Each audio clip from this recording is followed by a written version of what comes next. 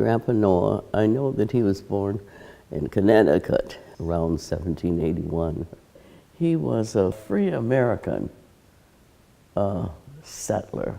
You took the status of a slave if your mother was a slave, so all children born to her were slaves. But you could be living in a free state, you could purchase your freedom, or you could be willed free. But they could have been purchased or sold into slavery, even though they had a piece of paper that said you were a free black. So nobody was really considered safe in the United States, even though they might have been willed free or they purchased their freedom. They were always trying to escape. He purchased 100 acres in Oro Township. He wanted 200, but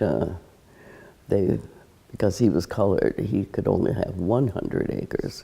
Anyway, his son, John Nelson, was granted 100 acres.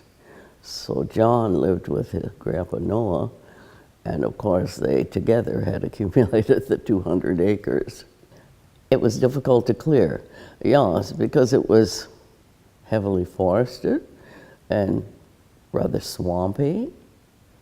There were other settlers coming into the area, from white settlers coming into the area, and offering them money for their property. Also offering them job as a laborer on the property. And some were told if they didn't meet those conditions, they could leave. My grandfather, Noah's other son, was Hiram. Both Hiram and John Nelson left because they had heard about the Algon settlement this area, and that it was thriving. So they emigrated to the settlement and purchased properties. Exactly, I don't know the exact location, but and then they established themselves in this area. The founder of the Algon settlement was Reverend William King. So this 9,000 acres, it was heavily forested, swampy, gunky land, but it was crown land under the British Crown. Also set aside for, it was called clergy reserve land, set aside for the Anglican Church. The church didn't want it because it wasn't very good land. So basically they were saying, sure, I know where there's some land, Reverend King. Yeah, I bet you could do some really good things with it. So Reverend King came, and this 9,000 acres that he acquired with the help of another group, and they pooled their resources together and provided this opportunity for the betterment of blacks. I was born about 4 miles from Buxton on the 10th concession in Raleigh. Actually, we used to walk the distance from where I was born to Sunday school here, church. We were very poor.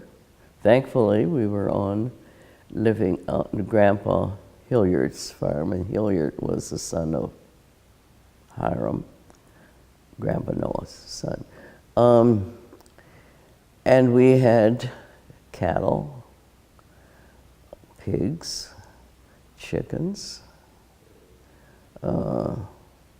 Daddy had horses, farmed the land. So, as far as food-wise, we were always very healthy. Our mode of transportation was horse and buggy,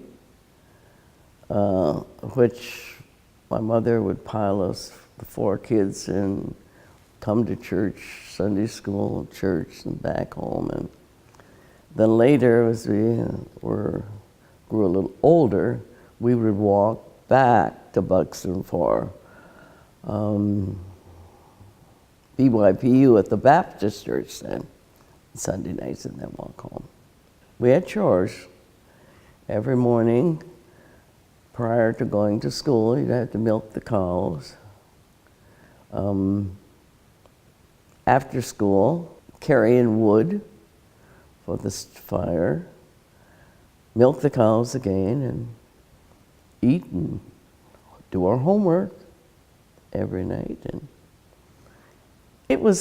we had a lot of fun, really, because just across the corner from us were the Shad kids, and we always played together. So it was fun, but we always felt, oh, some of our other cousins, especially if they come from the States, they were dressed so nicely and seemed to have a little money. So then later, after we graduated from public school and high school, we had to earn a little money here now to buy books and clothes. We were fortunate, though, in the clothes line because my grandparents, they were in Ann Arbor, and Grandma used to iron and for the sorority houses, University of Michigan. So they used to the girls would give her clothes. So that's the way we didn't have to buy any clothes, really. Fortunate that way. And so then we started picking fruit out on the lake, picking tomatoes, suckering tobacco. I know I owed my sister 20 cents. So I told her that I would charge her a penny for every tobacco worm I killed for her. I paid off my debt. 20 worms, 20 cents. Getting to high school, we wouldn't be able to start right in September because tomatoes was a crop that came in during the month of September and so forth. So we were a little late entering high school in Merlin. And by that time, I think we had had a car. And we took turns, the girl next door and we would drive to school, or Daddy would take us. But it was kind of rough thinking now, but I'm glad that I had to go through those stages in getting to where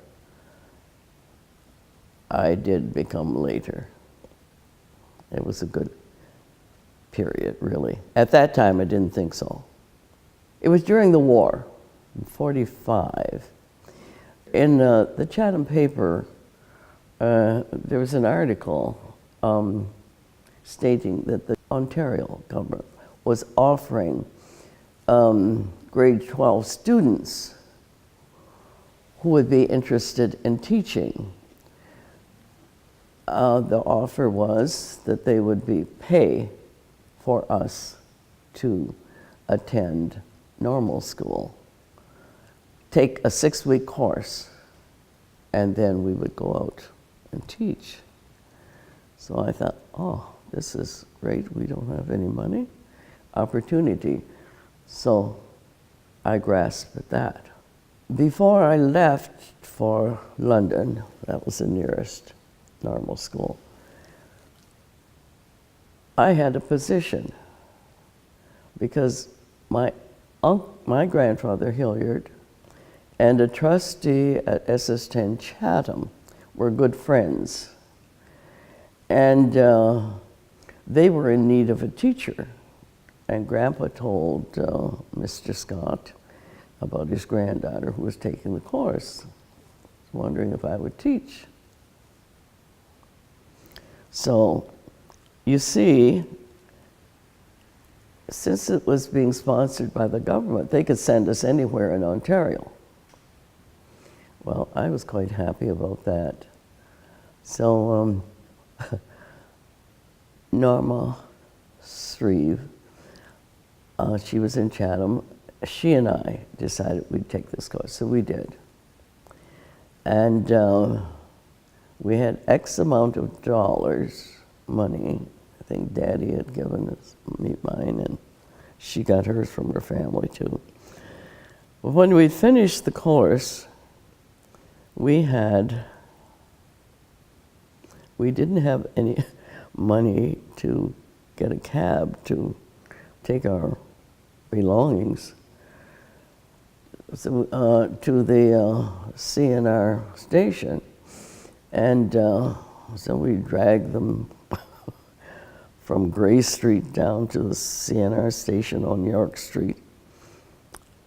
And we went to purchase our tickets. We had X amount of change. I think the fare was 75 cents to Chatham. Well, we had enough money, and we had about 15 cents left.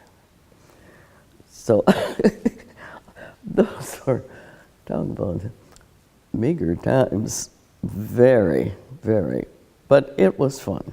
I know the first day of September, my parents took me to SS10, Green Valley School. And by the way, that school was on an acre of land donated by my maternal grandfather, Jim Travis. He had property there, my mom's dad. Well, I had my work prepared. We had foolscap sheets, and I had listed a number of do nots and the strap on the desk. Rang the bell. My parents stood out and sat in the car until I rang the bell, and they came in like cattle. And I stood at the front. My knees were shaking, looking the crowd. It was kids over, and saw some bigger than I was, boys at that. And sent them out, told them how to line up and march them in. And then it was calm. Everything was nice and calm, but I was a wreck. At that time, I think I had 40, my first year. And I was grades 1 to 8. And it was a great experience. If there were schools around the area, and rural schools, we would send application, see the advertisement in the paper, and send application. And you never got a reply at all. And we seemed to, there were,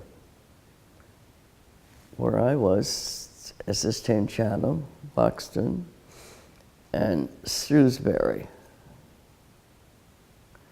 were the schools that we may have been able to teach in.